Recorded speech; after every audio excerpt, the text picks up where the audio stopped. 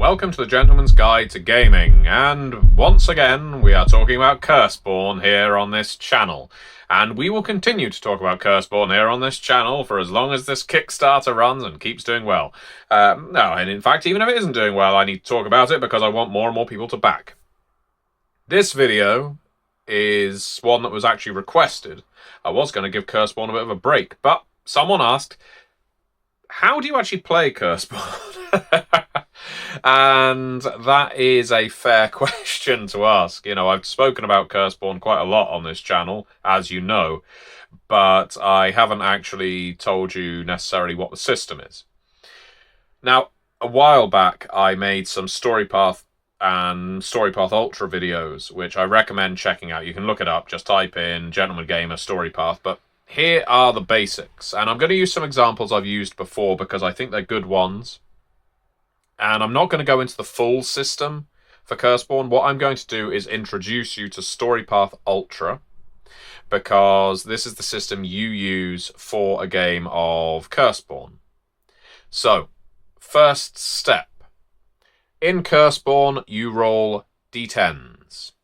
10-sided dice. It's called a d10 dice pool mechanic. You will have a certain number of dots, a rating, in a skill, and you'll have a certain number of dots, a rating, in an attribute. Let's say you are trying to hack into a secure server. I would suggest that the skill involved there is technology. And I would suggest that if, let's say you're doing it against the clock. Let's say you're trying to do it without getting detected. So I'm actually going to go for a resistance attribute here. I'm going to go for resolve. So you have your technology and you have your resolve. There's lots of things trying to spot you, trying to interfere with you. Your resolve is going to help. So, our character has 4 dice in technology and has 2 dice in resolve. That results in 6 dice, 6 10-sided dice. You roll the dice. Okay, what you're looking for in Curseborne are 8s, 9s, and 10s. 8s and 9s count as 1 hit each. A 10 counts as 2 hits. In a general roll, you only need to get 1 hit to succeed. A general roll is where difficulty is 1, and you're just trying to overcome it by getting 1 hit. So in this case, let's say it was a simple security, simple password. You could calculate it, crack it, easy. Well, in that case, you only need to get 1 hit. So you roll your 6 dice. You roll 2, 2, 5, 6, 7, and 8. So that is 1 hit. Congratulations. Now, if the difficulty is higher, maybe 2, 3, 4, you need to roll more than 1 hit. Get it? Let's say that you design the system that this security is using. Well, in this case, and we're keeping with the hacking motif here. Let's say you design this system. In this case, you get an enhancement because you know how this works. You know how the security is put together. What is an enhancement? An enhancement is usually a +1, +2, +3 that gets added to your number of hits after you roll a single hit. So you still have to roll the hits to get the benefit of the enhancement. But in this case, let's say you developed the system yourself, you have a +2 enhancement to begin with. So in this case, if we rolled what we rolled there and we got our 1 hit, maybe the difficulty was slightly higher because it was a really reinforced system under layers of code that you'd never read before, but you had developed the core of the system. Congratulations, even though the difficulty is 3, you got 1 hit, plus your 2 enhancement, you have scored 3 hits.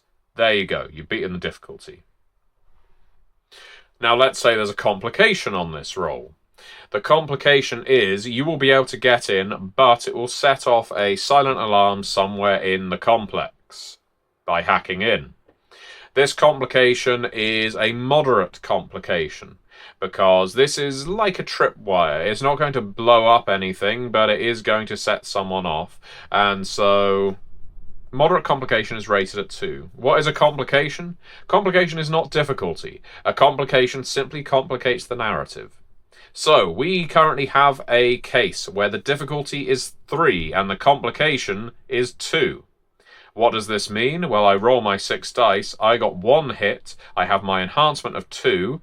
I can choose right now to spend those hits to buy off the difficulty, but unfortunately, I still have 2 complications left.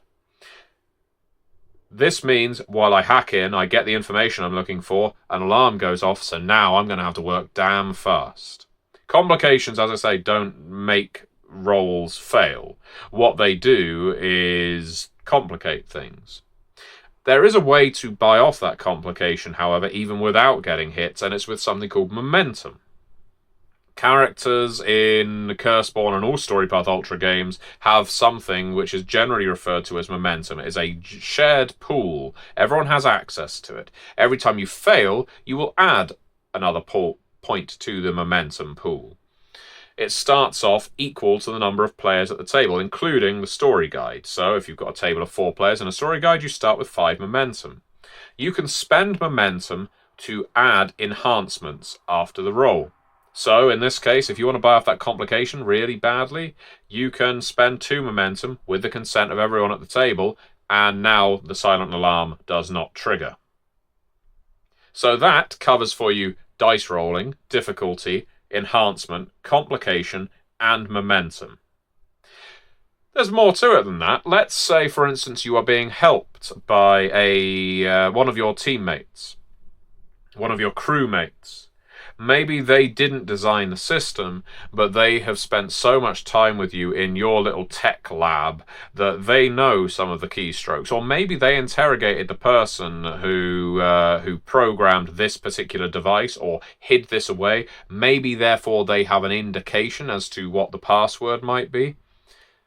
In Curseborne, you have these things called bonds. Bonds are rated all the way up to 5, and they define the strength of your bond with your fellow crewmates, but they can extend beyond the crew. They can go on to characters and antagonists and places and all kinds of things outside of your crew of characters. But for the time being, let's say you're there, this is Jurassic Park, Lexi is at the keyboard trying to hack into the system, and her little brother Timmy is doing something other than just hitting the chair repeatedly. He's doing something helpful this time. You are Timmy. And in this case, you, because you have a bond rating with Lexi of 2, can give her 2 enhancement to perform this act. Now you no longer need to spend the momentum. Or you can add an enhancement on top to get 2 more hits than you actually needed. You can only use that bond occasionally. You can't use bonds every single roll, but what they represent is the ability to help your teammates, and they, I guess, tangibly, mechanically represent the fact that the accursed in Curseborne are bonded together. You are far stronger when you work together than when you work apart. So I have 2 excess hits now. What am I going to use them for? Well, the wonderful thing is that there is a whole list of tricks in Curseborne and every other Storypath Ultra game that tell you what you can spend those additional hits on. If we were in combat, for example, you can spend additional hits on doing things like tripping an opponent up or disarming them. You can also come up with what those extra hits can be used for. You can look to the list, or you can discuss with your story guide. Maybe you could use one of those hits and say, could there be a USB device sticking out of this? And so right now I can download all this information immediately onto the USB device and steal it onto the drive, steal it and run. So I don't need to take all this time. And maybe with that additional hit, I could sabotage the computer so that the next person who tries to access this deletes everything on it. It's that kind of thing. It allows you to take extra actions. Now, you might be thinking, well, all of this sounds fantastic, but how does this relate to Curseborne? Well, this is not only the system you use, but if we were to use the hacking example, let me give you an example. Let us say that your characters are a mixed crew of accursed. They represent families from all over the city, and one of the most deplorable accursed in your city is one of the heirs, one of the hungry. This heir rules the city with an iron fist wrapped in a velvet glove. At least that's how she styles it. And she has secrets on everyone. She has blackmail material on every one of the other curse. She has her eyes watching every single one of you, so that you all do exactly what she says when she tells you to jump. Now, that's a very dangerous position for an accursed to be in. If all of you could actually work against her, you would be able to take her down. The problem is she has so much weight, so much influence over other accursed in the city. No one is ever prepared to team up across lineages, especially, well, across families, to work against her. And she does have friends, very powerful friends. So that's why it comes down to you, your crew. You're not going to take it anymore. You break in to the server at her facility. Maybe the tower block that she reigns over. You want to access these secrets, and you know that once you have them, you are going to be able to disseminate them among the rest of the accursed and say, look what she has on you. So all of a sudden, this is a political intrigue. There's a bit of tension. There can even be a bit of horror, because I can well imagine that in a place as serious as this, as well, a place she's going to want to defend like this, I imagine she is going to have made deals with all kinds of outside entities, everything from imps to Peaborgs to Battle Forged, that are going to be prowling around in a tech jungle like this in order to protect her assets. So maybe there's a bit of combat there too, or a bit of sneaking around to get in here. But anyway, you pull the information, you get out of the building, and now you have it. You can breathe a sigh of relief. You and your crew have made it. But now you have an opportunity, don't you? You could decide to do something very, very good, release this information into the world, or delete it entirely. Or you could become the blackmailers. You could show this heir that it is a lot more dangerous to have a crew of accursed pulling the strings in the city, because you can defend each other, than a solitary hungry. Right now, she has ruled this city like a queen. You could rule it like a council. Yes, a council of blackmailers who want everyone else to dance to your tune. But when asked how do you play Curseborne, it is this kind of thing. I can explain the system to you, and as I say, I've explained dice pools, I've explained enhancements, complications, difficulties, bonds, tricks, and momentum, and now how to run a plot. And that is a very simple political level plot. You could make things as mysterious as you like. Who has been providing her with this information? She's not going to suddenly forget it just because it's been deleted. So next you're going to have to deal with her. And she is going to be outraged and looking for whoever stole this information from her. There's a lot of ways this can go.